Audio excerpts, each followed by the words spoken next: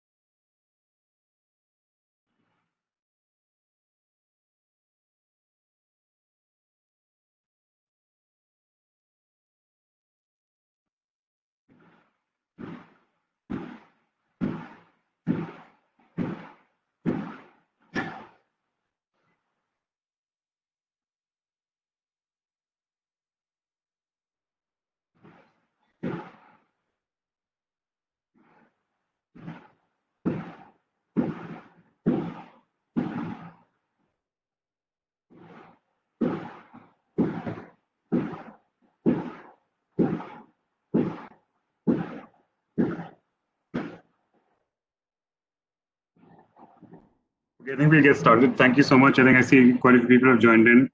Um, Good afternoon, everyone. Welcome to the sixth edition of the Uday Knowledge Sessions brought to you by Mumbai FinTech Hub and PwC. We're happy to have um, Shashank Shekhar from the Digital Fifth today with us, and he's going to be covering open banking as a concept. Before that, just quickly going into a couple of quick introductions. For those of you who are new to this, a bit about the Mumbai FinTech Hub. So Mumbai FinTech Hub is the FinTech vertical of the government of Maharashtra and is focused on the growth of the FinTech sector in the state with a specific focus on building FinTech talent through education. So Uday is the FinTech education program of the Mumbai FinTech Hub, and it focuses on assisting students like yourselves who are pursuing careers in FinTech by giving you access to knowledge and information bases and courses to help you explore such careers. And this Uday Knowledge session has been crafted in the same light, where the idea is to provide you with FinTech knowledge, which is presented to you by industry leaders and industry players who bring with them practical experience and understanding of the space. As I mentioned, we're very excited to have Shashank Shekhar with us today from the Digital Fifth. The Digital Fifth, as some of you would know, is a strong fintech consulting and advisory firm, and they work with players across the financial services space. They come with very strong domain knowledge, particularly in terms of cutting edge technologies and disruption. And they also have a strong fintech knowledge and training program.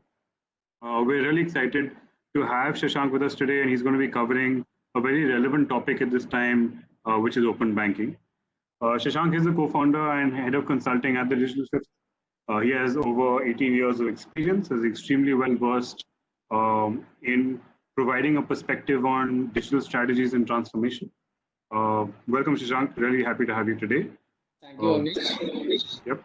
As just last piece before I hand over to Shashank, as with our previous sessions to the students on the call, we want this to be as interactive as possible. I know some of you all have already sent in your questions. So what Shashank will do is he has a flow in mind where he'll take you through some of the key concepts, and we'll break in between at some key points where we can answer some of your questions. But Shashank is already covering a lot of the questions that have been covered during the registration. But we also invite you to send in your questions through the WebEx Q&A facility. So if you look at the screens right now, we're showing you how you can access that. So if you're using your laptop, you click on the black button and click on the Q&A option. Once you click on the Q&A option, there'll be an option to select all panelists. So choose an all panelists option, and then you can type in your question and send it to us so that we can see your question, and then we can pass it on to Shashank. If you're using your phone, then it's a very similar flow. Again, use the black button with the 3 dots and choose the Q&A feature. You can type in your question, but do choose the all panelist option so that we can get access to your question. So that's it. And without much further ado, over to you, Shashank, and welcome to this session. Thank you, Anish. Thank you. I think Pratik need to give an rights to share my desk. Yeah. Here we go.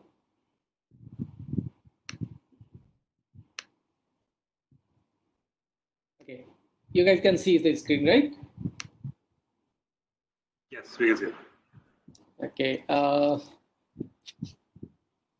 Okay. So I think Avnish, you have given us already an introduction, so I'll not waste any time in the introduction. I'm really excited, guys, to talk with you on the very relevant topic, open banking. That's the one emerging area in the banking ecosystem or the fintech ecosystem. That's I'm going to talk about it. You guys have already raised some of the pointers that you want to know more about that. What is the current state of open banking in India? What kind of regulations are supporting this in India? What kind of investment framework that we are looking into it? Also, what kind of the rules? What are the job prospects it can have? And what are the emerging trends are there? So I'll try to answer some of these things. Now itself is a very vast area and it's a lot more emerging into the areas. So I'll try to justify that we can have a good insight into that.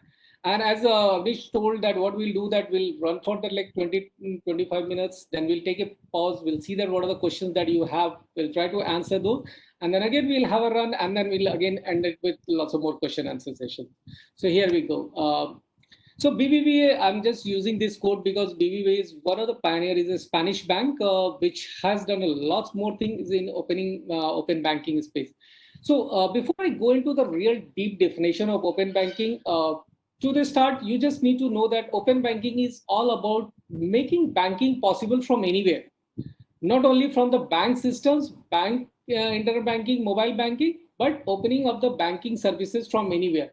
So till the time, just hold on with these definitions, and then we'll go when actually we land into that open banking, we'll go into the more deeper. So BBVA started opening up its more infrastructure, and that's where their philosophy is that, because they feel that open banking is going to be the next big thing into the future. And it's already started happening to that. I'll not go into the distance. So we into the consulting partnership and the training that we do. So let's look at this landscape that we created. In fact, in the last month itself, we have created, which gives a complete visibility that how the open banking ecosystems look like in India. Who are the players? How does it look like? What are they do into that? So definitely when it talks about the open banking, you have the banking APIs because banks need to provide those APIs for the financial services. So banks is a critical component and base to that. And it's not only about the bank, but it could be the other financial institution like NBFCs or the insurance or the securities firm also to provide the other financial services. Then the critical is the technology players. And guys, when you're looking at this space, you can see that where are the job opportunities also could be there. I'll try to simplify that where are it could be. So the more important piece is that banking services can be provisioned through the core banking platform. So those are the software which allows the banks to run their operations, be it managing the saving account, the current account, or the payments, or the loans. So you have the bank has normally the big core banking platforms and the software at the end, which manages the entire transactions. So they need to have the core platform because here only that services start getting open up. Then you have the API gateway player. So I understand that you guys already had a session on the APIs, and since most of you are a student, you must be working on that area. So APIs are nothing but on a small piece of code which allows the two application to talk to each other. So one application need to talk to the other, and there has to be some data exchange that API is being used to exchange the data. So like very commonly when you go into the Uber, and when you see that your car's moving from which location, which route, it's actually pulling the data from the Google Map and the GPS data and feeding into the Uber. So that's the kind of the APIs that we are talking about. So what happens that the banks, when they have the APIs, these are the software solution provider which allows the APIs to be available to the third party. So you will have the players like IBM. In that space, IBM is a pretty strong player. Then Google, APZ, the open source platforms like APZ. Many of you guys can go and register yourself open APZ. APZ provides a good free account for you to do the developments around the APIs. Then you have Amazon, AWS, 3Scale from Red Hat. Now then you have the development platforms, development companies who helps you to do the development and the integration on the APIs. Now there are interesting things are some fintechs are emerging. What happened that many of you would have heard the story of the Plaid. Plaid is a company, one of the successful fintech in the space. It was primarily from the US in the space of the open banking, which was last year bought over by the Visa at exorbitant as a $5 billion. So what Plaid used to do that since the banks can't open their APIs to all the parties, the fintechs or the startups, Plaid started coming as a layer and say that, okay, I will build on a layer for the APIs at my platforms, and anybody can come and to connect to me. You don't need to connect directly to the banks to consume the banking services. So they started coming as an API stack players. So they build all the APIs on their platforms, and at the backend they connect with the banks and NBFC. So these kind of players also started coming in India, like Setu, you would have heard, Echo, Jeta. So they bundle the APIs and make available to the other fintechs who want to consume it. Then one of the major interesting things appearing, and you would have heard about account aggregator in India. That is called Samati, and that's going to have a big impact of the open banking in Indian context. What it's talk about that it forces the banks and the NBFCs to open their data through API for the third party. Definitely there has to be a consent mechanism. We'll see that how does consent mechanism work there. So these players are coming also. So it just has come into existence. The license has been given. Now these players are working with banks. So what it will allow that, say for example, Shashank Shekhar goes to any company who's working in this space. And I say that, okay, you can access all my account data from DCB Bank to ICICI Bank or HDFC Bank. And that company can go to any of these account aggregator and say that Shashank Shekhar has given me permission to access his account data from anywhere. Now, once that company has the entire my data access from any of the platforms, then he can build lots of value proposition for me. So this is the big, keep an eye on this area. There's lots more development you are going to see in the next couple of years.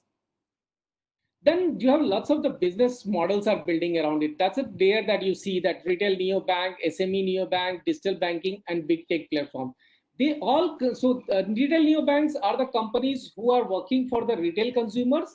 What they are doing that they may have their own platforms. They may have their own app like Neo. So Neo helps you to kind of the prepaid and kind of the wallet kind of an arrangement. but it also allows you to access your bank account, allows you to open a fixed deposit, allow you to do the mutual fund investment from their app itself rather than going into the bank platforms.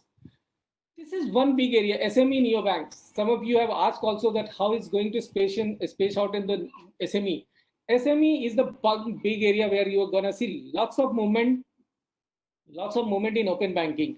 And I'll talk about it very specifically about this area. It's going section. I don't want to touch upon it. Otherwise, it may confuse you also.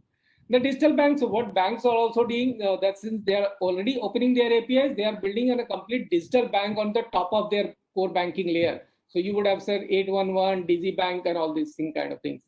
And the big tech, since big tech also seeing that since banks are opening their services for the third party, why don't they come into the picture?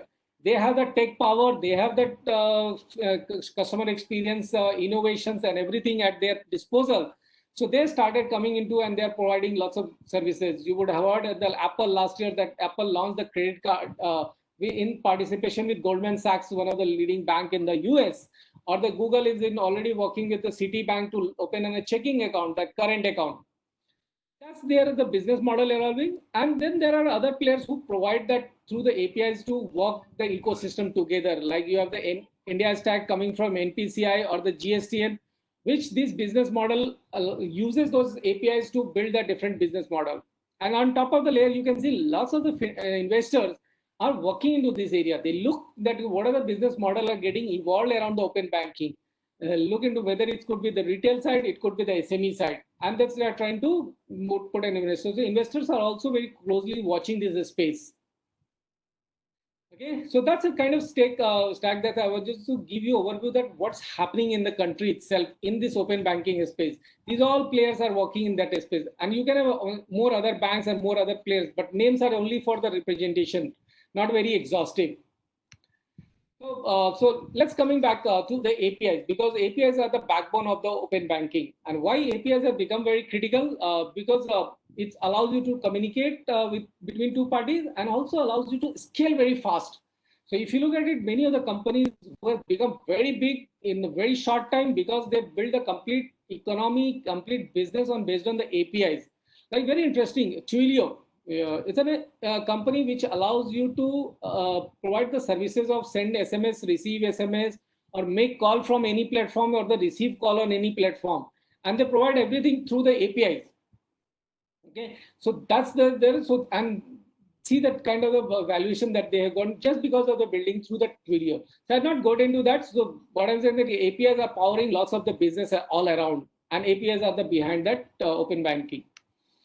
So quick summary, because it will be very important in context of the open banking.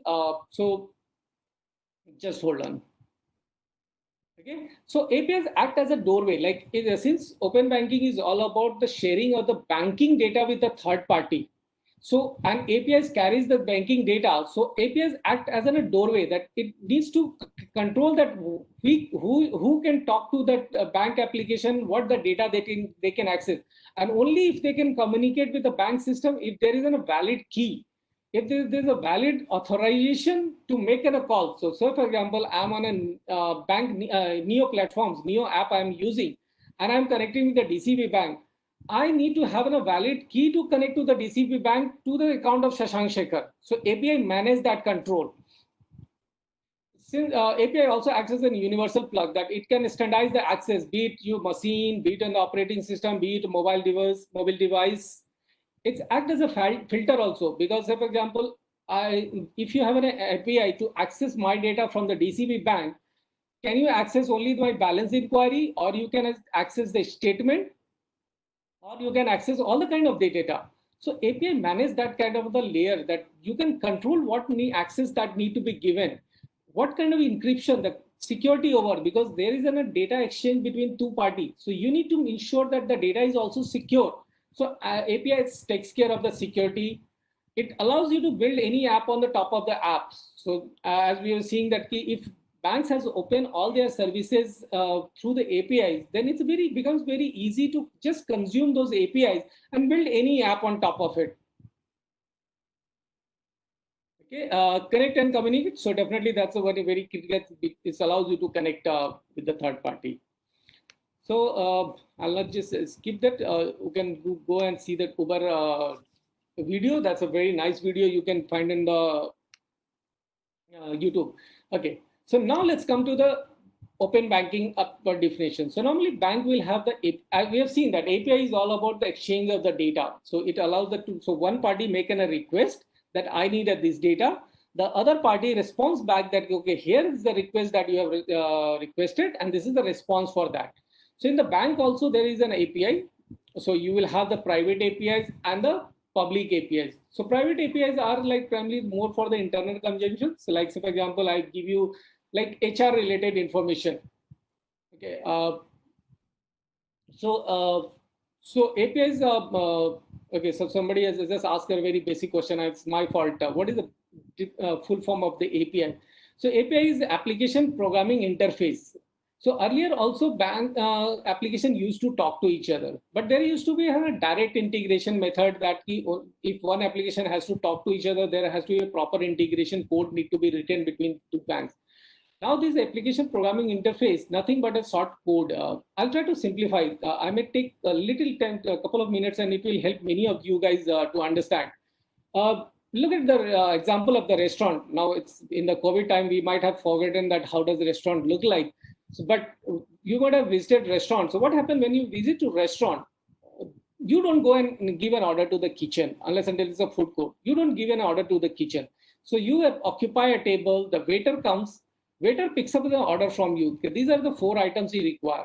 And then waiter goes back into the kitchen. He gives it to the cook that these are the food items that table number 24 requires. And the cook cooks the food and again calls back the waiter and give that food, and the waiter comes and deliver back to that table number 24. So waiter has acted kind of a mediator between the customer and the cook to get that food. So they have a request from table customer that this food I required, and cook delivered that food. So APIs are something very similar to the cook, the waiter. So APIs act as a communication channel between the two parties. So in the bank context, so let's say for example, I make a request that okay, I need a balancing status of Shashank Shekhar, whose account number is 102. Okay, so now the bank will respond that okay, balance of 102 is 5,800 rupees. So that's where the response comes back. So bank has started opening these API. And as I said, there are the private APIs and the public APIs. Private APIs primarily will be like, say, for example, employee related information.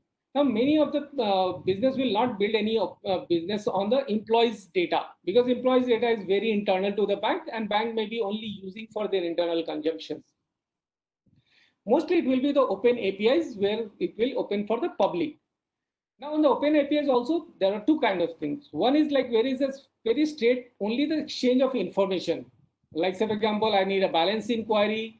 I need like what are the 5 transactions that customer has done in the last 10 days. I just need an information about his 2 months transactions data. What is his loan outstanding amount? These are just flat information that I may request through the API. Then you will have certain APIs. Again, it will carry the data, but it's primarily meant to do certain transactions. For example, you want to make a fund transfer request. Now, you want to make a request for the fund transfer. So you will pass on the information like debit this account, credit this account, whose account number you will be providing, amount is 5,000 rupees, and it need to be done on the immediate basis. So this set of the information will pass on to the bank, and bank will act on that and will make that transaction to happen.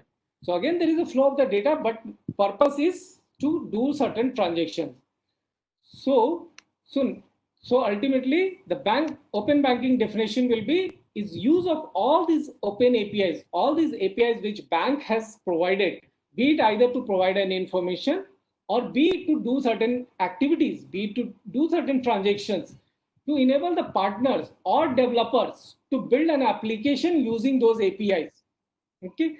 Now the transaction again, it could be fund transfer, it could be open an account itself. Like say for example, banks, you pass on the set of all the information like name, address, date of birth, all this kind of information, and bank able to do then open an account at backend. Obviously, all the mechanism of the KYC and everything need to be taken care. So all action can be performed through the APIs. And when the bank open all their APIs to the third party to do these transactions, that's primarily get covered under the open banking. Again, other definition, open banking is a creation of new business model using the API. So primarily the drivers, there has been lots of demand on the innovations that traditionally banks have been very static product like saving accounts, the current accounts. There has not been much of the innovation. But since the opening of these APIs to the third party who comes with a lots of development experience, innovation, customer experience and all these things, it has prompted lots of innovation. Second hand, customer also started looking at the ease of the usage because Bill Gates said that banking is necessary. Banks may not be, but definitely banks, you require the banks to manage those transactions. But banking facilities can be streamlined through the opening of these APIs. So that was one of the reasons also that it started prompting for open banking. The major factor was opening of the API economy. Like say, for example, today you see Swiggy's of the world, Zomato's of the world, Uber's, Airbnb. These are all the new generation of the business which has come. Internet economy, you call it, API economy, you call it, where you each party consume the services from each other and try to build a new business model. So that's also was triggered to coming to the banking side of it. And last but most critical, that customers started looking that why do I need to do a banking from the banking system itself? Can it be part of my journey itself? Whatever I am doing, can I do the banking from there itself? So these are the four key drivers. So let's look at again more detailing into the open banking. So open banking is all about the data. So all your banking data, be it your balance, be it your statement, be it your loan accounts, all kind of information lies with the bank itself. Why do you need to only access branches or to the call center or internet banking to access the data? It's your data only. So can I access these all my bank data from any third party system? Like say, for example, I am on a Neo app. Can I get my balance status there? So, but definitely there has to be a mechanism of consent, that authorization, that the bank should know that okay, yes, I have really allowed that third party to access my data. So, open banking is allowed is all about to manage the customer data from anywhere.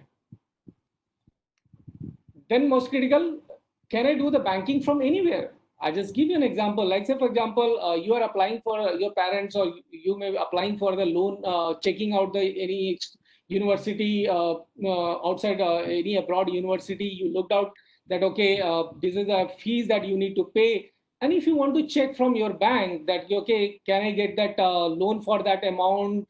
Can you directly make a call from that platform itself? Or should you need to go to the banks, call the banks, log into the bank system, and then inquire that whether can you get that loan about loan from there? So that's the kind of mechanism. I'll give you another example, which again, again I was talking about, like SME neobank. So what happened that mostly SMEs, how do the SMEs operate? They will have the accounting platforms. So like you would have heard about the Tally, or you would have heard of the Joho. Earlier, the large corporates used big ERPs like SAPs, Oracles of the world, while the small SMEs use the cloud-based platforms like Joho or Tally, or it could be the Bank Open as a new generation SME is coming up. Now these SMEs have a typical job that they need to do the accounting, and when they do the accounting, what they need to do, they need to raise an invoice for their customer with whom they have provided the services, and they need to get the money from that customer. So there is an invoice that okay, since I have served you, I need to be paid for that amount. So that's one side of it. So you, many of you maybe know accounts receivable and payable, since you student, most of you may be knowing this terminology. So one side he needs to get the money from the customer. Second, he may be consuming services from the third parties, with the vendors and all these things, and then he need to pay the money to these guys. Now what happened is that traditionally that when you're doing the accounting, the payment and collection, then for the banking you need to go to the bank system, internet banking, and then do the transactions. Okay, why can't I do that from the same platforms? If I am on the Joho, if I am on the Tally, if I am on the Bank Open, I'm doing my accounting, I'm doing my account receivable and payables. If I need to raise a collection request, can I do it from there itself? Can I check my balance from there, that if I need to make a payment of 5 lakh rupees to these 4 vendors, do I have the balance in my account? So that's all the open banking is opening the banking services from anywhere. So it could be from these platforms, it could be from SAP itself. Let's say, for example, L&T is a big organization. They manage the entire their accounts through the SAP. They will have plethora of accountants. Now, what happens that accountants manage their entire accounts on the SAP, but when they need to do the payments and banking, they need to go to the bank's platform. Why can't they do it from the SAP itself? So open banking is all about making this banking services available from any platforms. And definitely, now it's all about the APIs. It's all about the making these services available from the third party platforms. You need a technology behind it. You need a technology layer to manage these APIs, manage the integration, manage the communication. So in the stack, you would have seen that I was talking about API gateway platform players, the API stack players, and all these things. Then these players comes into the picture. Who manages that? Who can talk to the banks?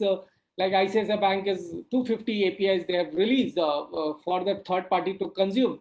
Now, who can consume the loan API? Who can consume the account APIs? All this can be managed through the technology. Which partners has been authorized? How much transaction he can do that? Every kind of information can be managed through the technology. So open banking is also all about that managing the technology platform to facilitate this communication of the APIs as per the business model that you would have. And the last, the very critical, since open banking is talking about my financial data to be available to the third party from any platform, I need to have that kind of confidence. You need to have that kind of control layer. You need to have that security that wherever the data is moving from the bank system to the third party is completely secure, encrypted. So that's, you need to build that entire security framework.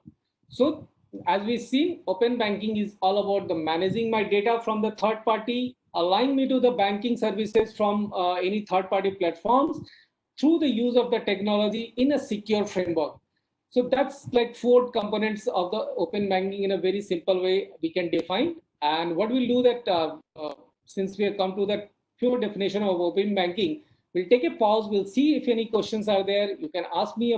I understand it's a new technology, new concept, maybe difficult to grasp it, but you ask any question. I'll try to simplify as much possible.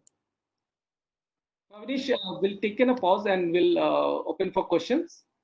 Yes, Shashank. Thank you so much. There are already a couple of questions that have come in, so I'll start asking. And as Shashank mentioned, students on the call, please do send in your questions to the Q&A feature.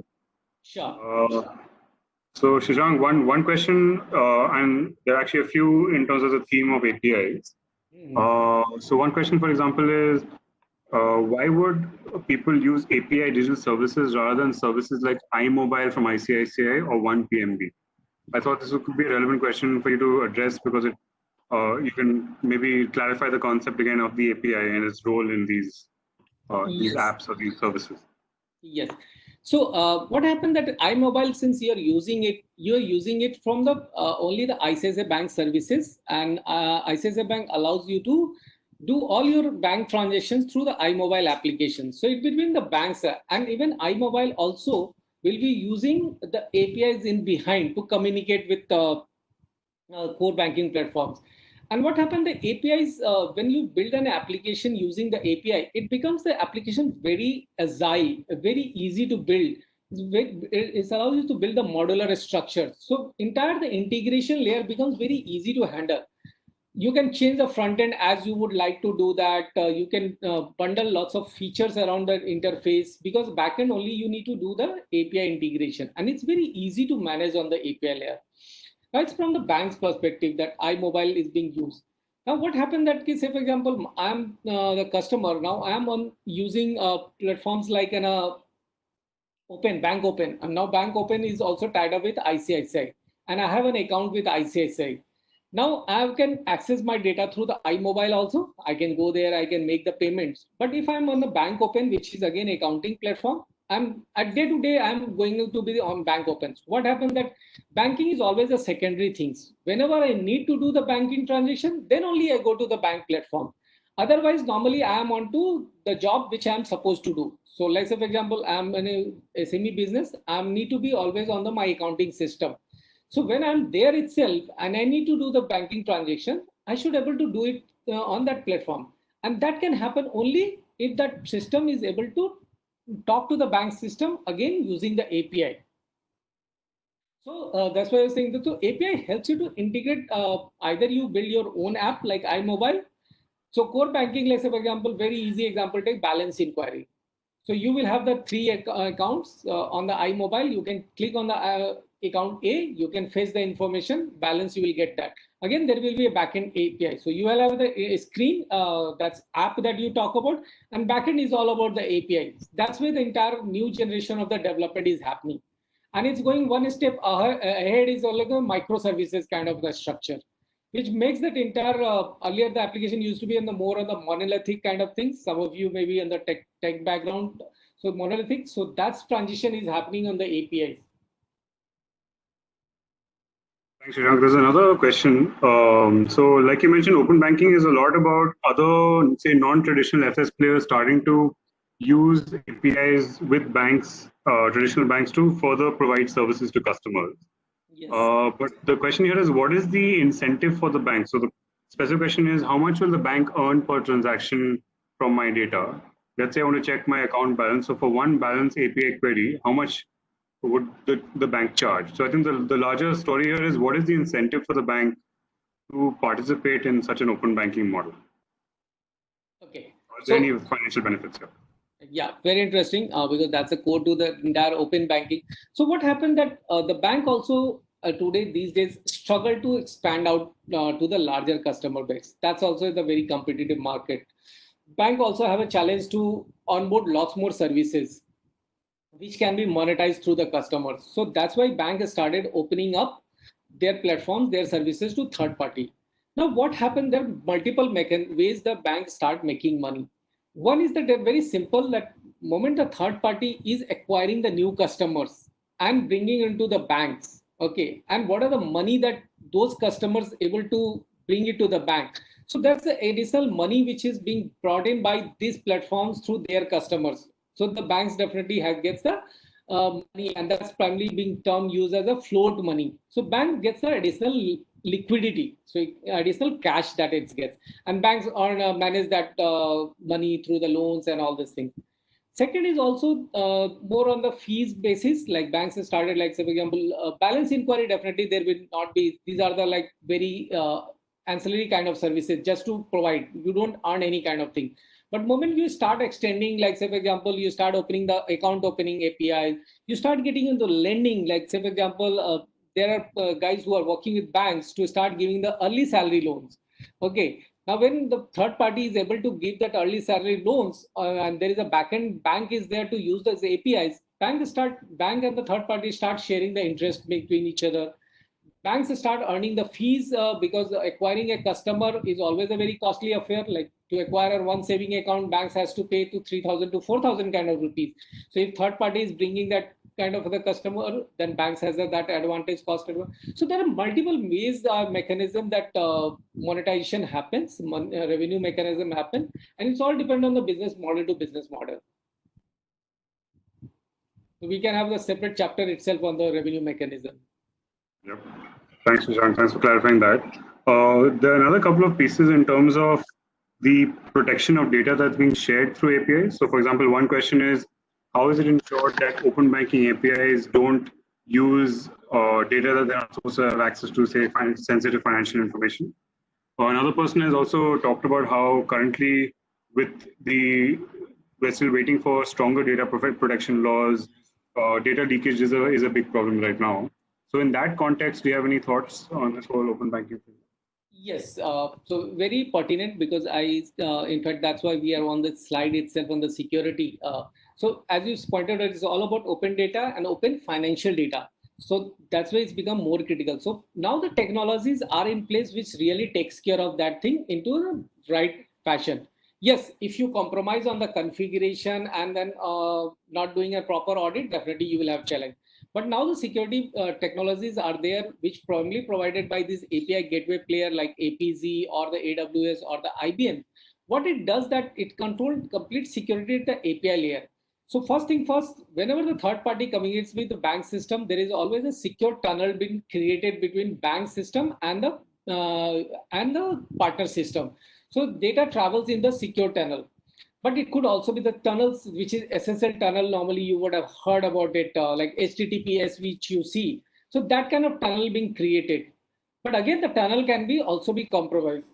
So what banks are doing, that going one step, that packets which travels between the bank system and the partner system, that's also been encrypted. That's on the data encryption. What about handshake? The third party, whenever the third party is trying to talk to the bank system, there is a proper token exchange happen.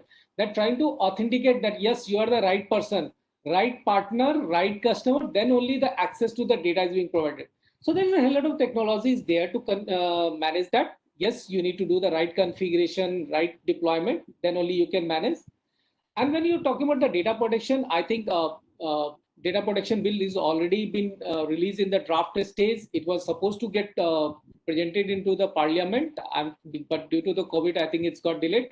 But this year, I'm very hopeful that data protection will come into the act, which again promotes the use of the data, but in a very controlled and consent mechanism. That's very important to understand, that only and only when I approve third party to access my data, then only the data can be accessed.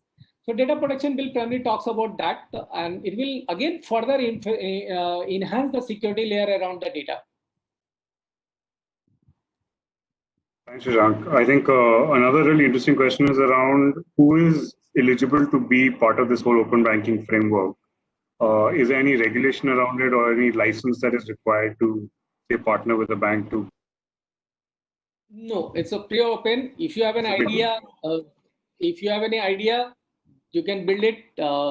Definitely, there are other guidelines and the controls that need to be taken care. Like if you are working with the banks, then like KYC norms have the RBI has to follow, the AML guidelines. There are various other regulations for the RBI, but with respect to open banking, there is no specific API. If you have a business idea, you can and the product where you see that I can consume those banking APIs and can build on a new service line, you can reach out to the bank and start working with that. So that can happen. Okay, perfect. I think maybe one last question, then you can also move into your next stage. Avnish, yeah, I think I'll just give you one very important insight here, since we all are part of this Mumbai FinTech ecosystem. So there's a Mumbai FinTech Hub has an open sandbox. Okay, so Mumbai FinTech Hub sandbox is there, where that all the APIs of the various banks and the ecosystem players are being listed. So if you have an idea, you can go and access those APIs and build the product.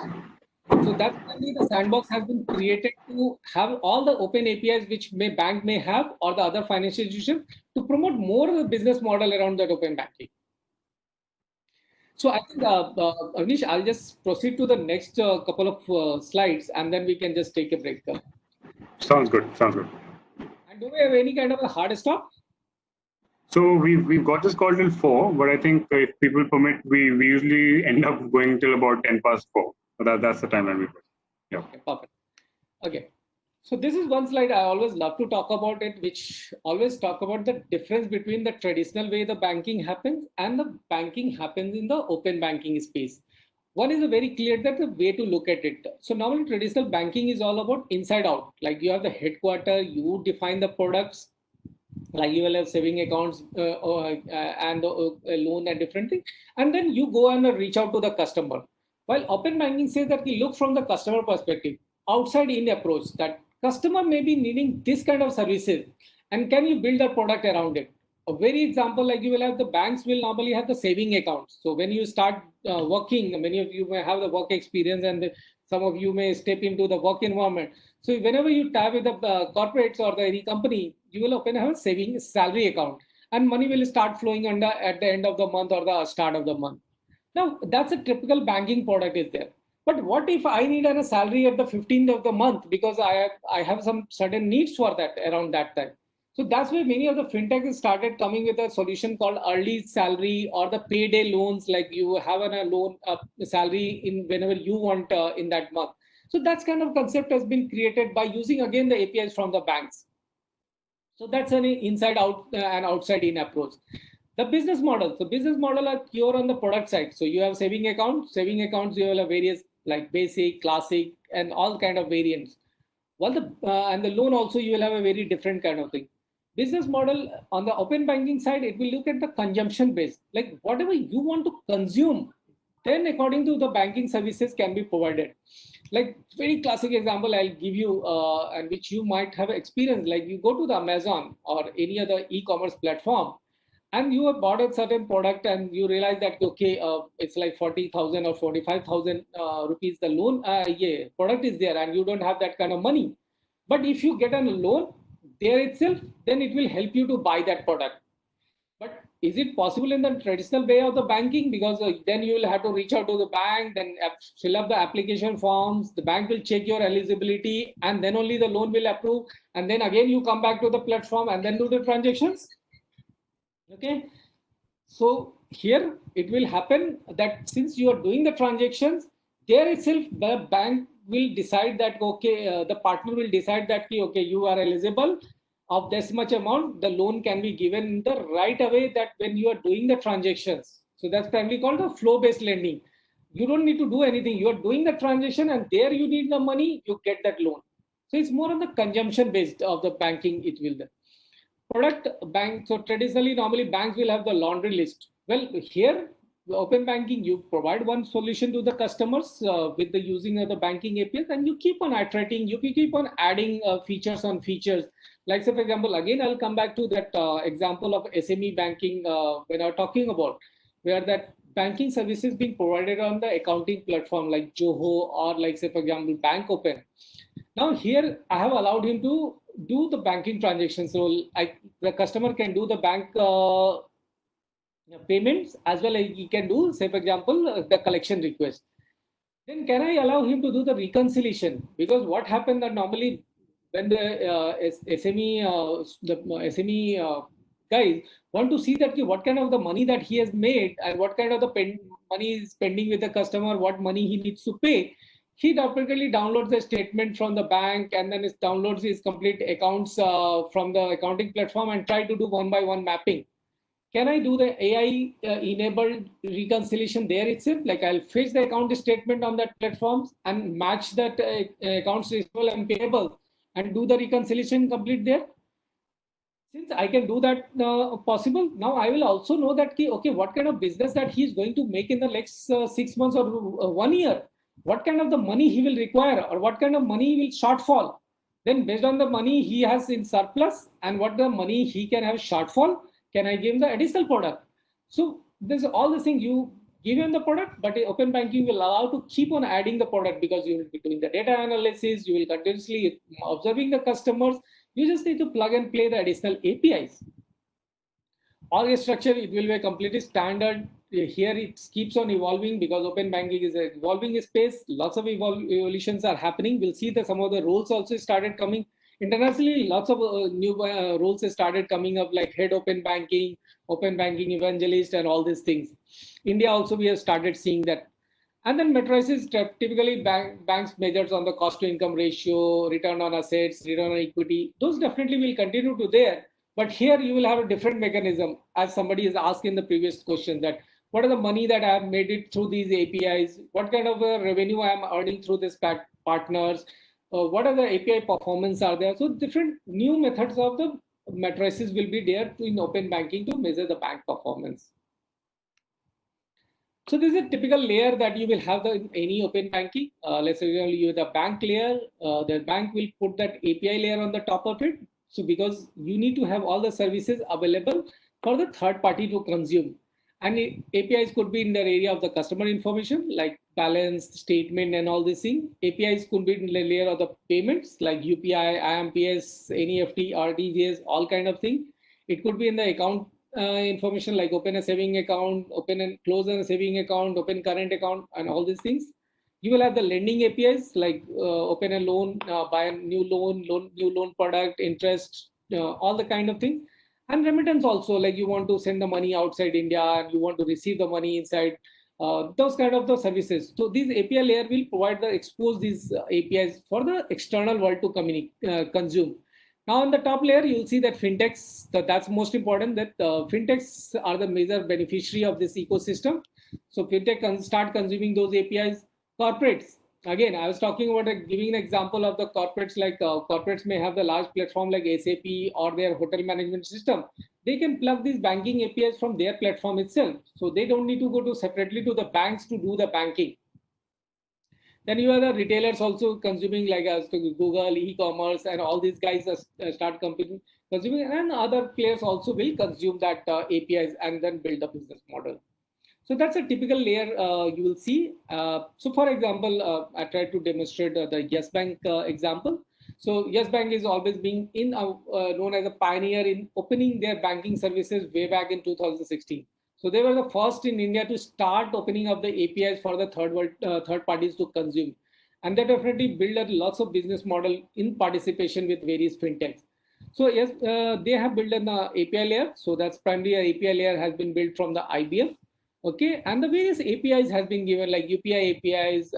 You get OTP, verify OTP, NEFT, RTGS, like all the payment related APIs, various send SMS, email. So lots of APIs that Yes Bank has exposed, and the various party like Udan, which is into the B2B marketplace. PhonePe, you know that one of the major user of the Yes Bank UPI API. Then cash free, then other all the guys are there that who start consuming these APIs from the Yes Bank. And Yes Bank has a different business model and the revenue model with all these parties. These are the various some of the examples that you will see that APIs when you start talking with the banks, when you start talking of building into the open banking. So you will see lots more APIs around that. So it could be the customer and the bank related information, the account related information, that open close API, open lien, open account. So those could be, I don't want to get into this. These are this. So all the banking services, whatever you can think the bank will have, will be available through the APIs for the third party to consume. So just I wanted to for you guys to have a sense the traction, some news clippings I have put it up that you see when you go on the Google, you will see lots of tractions on the nets that you will see, and all these are the latest. And in fact, so one of the big trends you will see now these days, post COVID, that bank and fintechs will try to collaborate more to have a more different business model so that this situation can be avoided, and this situation, if they fall it again, they can manage the business model. So you will see lots of participation into this space. Okay, so now coming back, there was one question that what kind of the role we will see that. So we have started already seeing that kind of the roles in the Indian banking ecosystem. Internationally, we have seen lots more evolution. And why we have seen, I'll just have a couple of slides on the international perspective. You will see that. So you will have the API product manager. As we see that each API, like loan API or the account API, everything API itself is a product. So you will see the product manager who can think that anybody consuming this set of APIs, what business can be created. You can have a role of analyst, like again, open banking analyst, how you can design the business model, how you can build a business model, what kind of terms and condition, what kind of revenue mechanism it can happen. Other model like API evangelist, again developers. These are again, because again APIs are the backbone behind that open banking. So you will require lots of the technologists and the developers around the APIs, be it REST, be it SOAP, it could be anything, be it in the data standard or XML or the whatever you know that about. It will be helpful. Whatever the programming language you want to write the APIs, be it in the Java or be it in the C also, but it will have a huge demand on that side of it. Then again, more on the senior position also, you will start seeing that. So there has been transition that earlier bank used to have only the CTO, Chief Technology Officer. The moment the digitization started happening and the bank started pushing on the digitization, then banks started having Chief Digital Officer. Now the world is moving toward the open banking, because open banking in itself is a business. Now the bank also start getting that open banking business head or the API banking head, or it could be other word like fintech alliance head, because APIs when you open, you try to align with the fintech. Product manager, technical architect, so business architect, technical architect. So you will have lots of the roles are getting evolved because moment you need to, so for that you need to require, if you want to in the technology side, you need to learn that how the APIs development happen, how the API communication happen, how the microservice architecture work, how the containerization. That's more on the technology side of it. But if you're more on the business side of it, then you need to understand what business model can be created, what kind of the APIs can be used here, what kind of the revenue mechanism it can be done. So both the sides are open to build a career around it. A quick summary around that. So why the open banking, the term itself has started coming in the more on the use. It was primarily, if you look at in the 2018 Europe and UK, they promptly started saying that key open banking guidelines and the regulations were released and that reason. And then the government forced their banks to open that APIs in the name of the open banking. So there that open banking started coming into the main league. So UK and Europe are more on the regulatory driven. They have released that guidelines for the push the banks to start opening up the APIs. US is not more still the regulated. US is still more like a business driven that market decide what to happen and then accordingly market banks respond to that. And there is still that since the US, most of the banks operate on the mainframe, it's become very difficult for these guys to start opening the APIs. So what has happened that many of those played kind of this infrastructure company has come, which started trying to build on a layer on top of these banks. So that's kind of the development started happening in the US. In the US, UK, Europe, and some part of the US also, you must be hearing emergence of the neobanks and the challenger banks. So these are the new generation of the bank itself, which are coming, which are consuming the banking services and through the app, completely digital app or the internet app, they are providing the banking services. So that's the emergence is happening. Singapore again is lots more thing happening on the open banking space where the monetary authority of Singapore, like financial body of the Singapore, has released complete guidelines for the banks to follow the API development for all kind of financial services.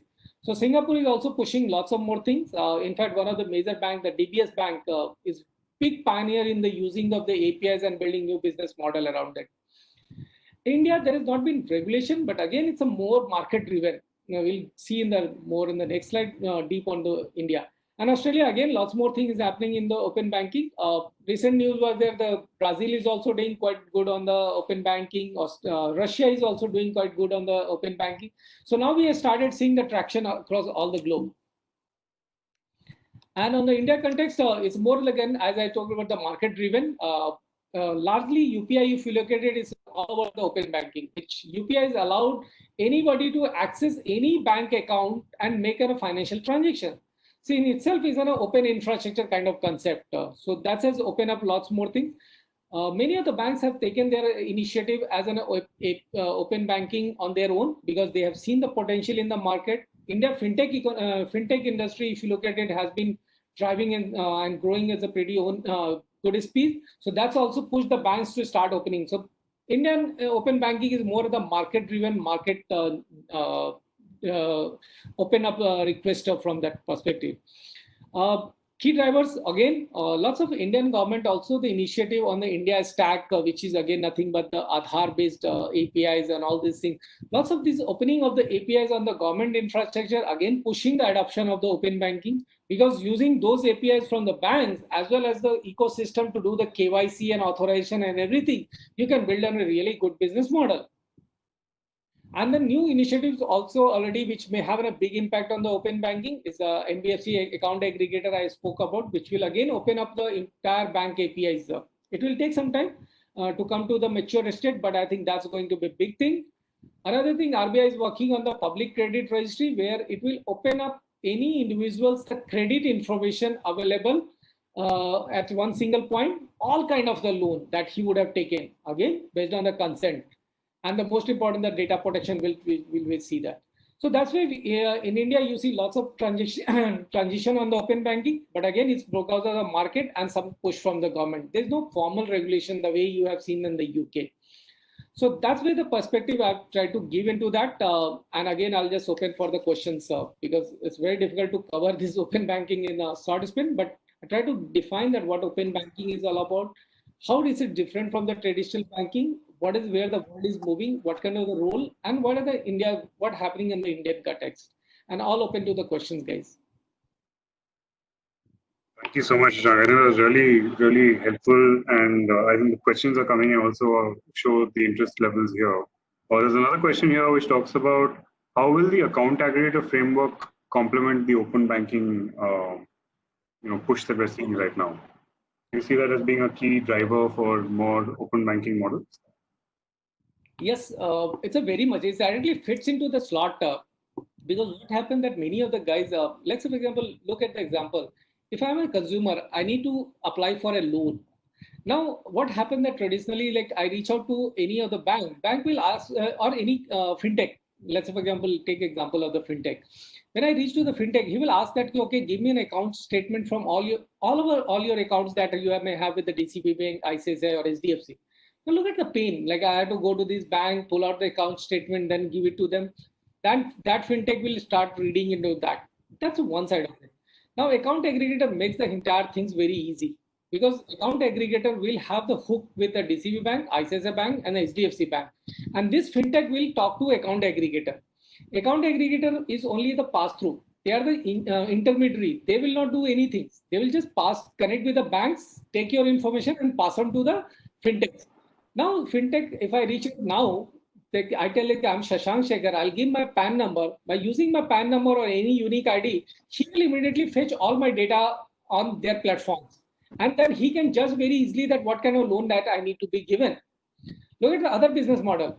Like I reach out, anybody is there into personal finance management solution. So he is building a kind of a portfolio management services that what kind of investment you should do and all these things. Now I go to these fintechs. Again, he connects to the account aggregator. Account aggregator will fetch my entire information, my saving account details, my loan account details, my stocks information, my mutual fund information, everything on their platform. And you can do a better analysis that what I'm doing my investment and what more I can do that because what kind of money flow I have, what are the money I'm getting on the monthly message, what are the money I'm saving, then he can do that. So this all entire things happening through the API. So it will open up lots more the business around that account aggregator. And it will completely complement that open banking. Shashank, there's another question around what is the difference between PCR and AA? PCI? PCR, the Public Credit Registry, and the Account Aggregator Framework. So account aggregator is an independent body under the aegis of the RBI, and the guidelines comes from the RBI, that NBFC account aggregator. So that's a completely going to be independent functional body, like you have an NPCI and all this thing. Public Credit Registry is primarily going to be a part of the RBI itself, and it will Public Credit Registry will only focus on the lending information of the individual. So what kind of the loan data that he has taken, and while account aggregator will have entire information of your saving accounts, your loan accounts, your the mutual fund investment, insurance, all kind of information. Account aggregator already in the actions, the license has been given to companies. Public Credit Registry is still into the conception stage with RBI. Perfect. Just covering a couple more questions. One is you mentioned the Yes Bank developer portal. So I think there's a question specifically on what is the process to get access to that or get on board that, also that people can start, say, experimenting and building solutions around that. So that's really good. If you want to build anything, so a couple of things. One is you can go to that developer portal, do the registry. You can do the very easy registration process happen, be it Yes Bank, be it on the ICICI Bank, or be it the RBL, any of these banks who has their developer portal. You can see what kind of the APIs that they have listed there. You can do a very basic registry there. Once the registration has been completed, then you can see the lots of the APIs listed there. Okay, lots of API listed there. You can get the document and you can start building the product. Once you have start building the product, they will open the communication channel also. What happens that they open the communication channel with the bank team. So if the moment you do the registration, it will have an open channel with the communication. And then you will need to take it that you can tell that, okay, this is a product I'm building. This is the API that I have consumed from your API portal. And then subsequently, then you can take it to the next level. But these developer portal are the first instance for all the developers to get registry and start exposing on these various APIs that bank may have. ICICI has really come out good. I'm not promoting anyone individual, but on the RBI in the ICICI in the last year that massive way. And one more thing, guys, since you guys are into that education space, student, many of these keep on watch that what they do, that they launch certain program on the developer portals. So they announce that, and what you just need to do, that you need to go and register yourself for those hackathons. They will have the problem statement. Look at the problem statement, look at the API consumption, and you can start build a product as be part of that hackathon. So that's one more thing is happening very prominently on across all developer portals.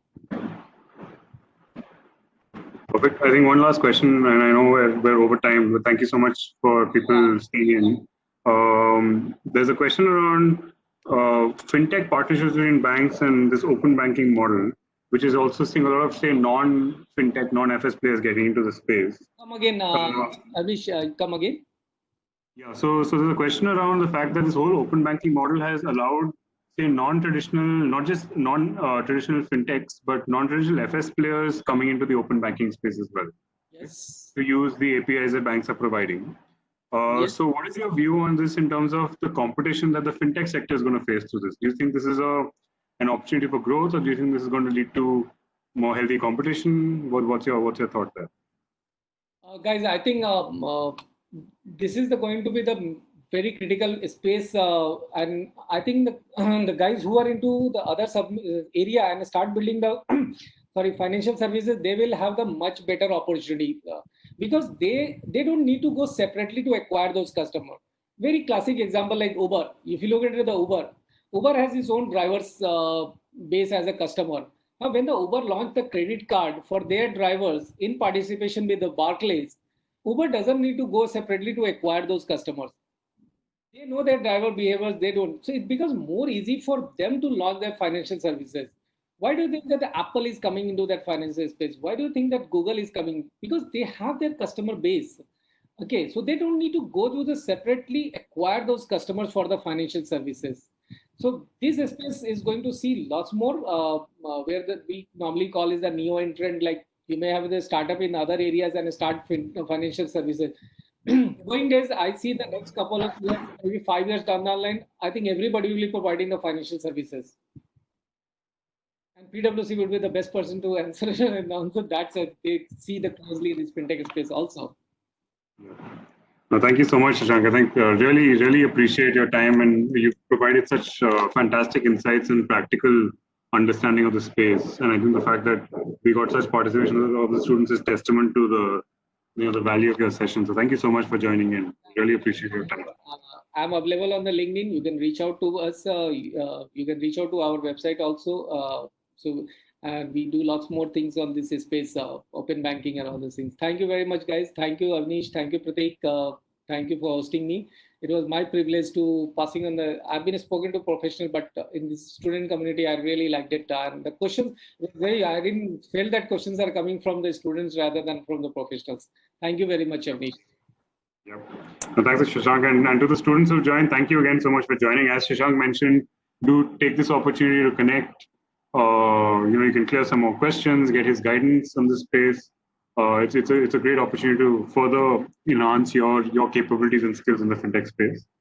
But otherwise, thank you so much for joining. As always, really look forward to any feedback you may have on these sessions, any other topics you want to cover. So please do reach out to support@fintecheducation.com with any comments that you may have. And please keep joining in. We'll watch out for the space. We'll keep sending you emails on the next set of sessions we're going to have. But yes, thank you so much and have a good evening. Bye-bye. Thank you, guys. Thank you.